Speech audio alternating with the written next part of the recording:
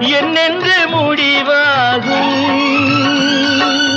ஆசையை முன்னே வைத்து தர்மத்தை பின்னே வைத்தால் என்னென்ன விளைவாகும்? நாடக மேடை ராஜாவானால் அங்கென்ன அதிகாரம்?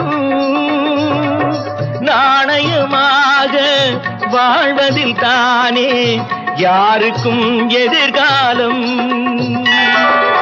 நாடக மேடை ராஜாவானால் அங்கென்ன அதிகாரம்?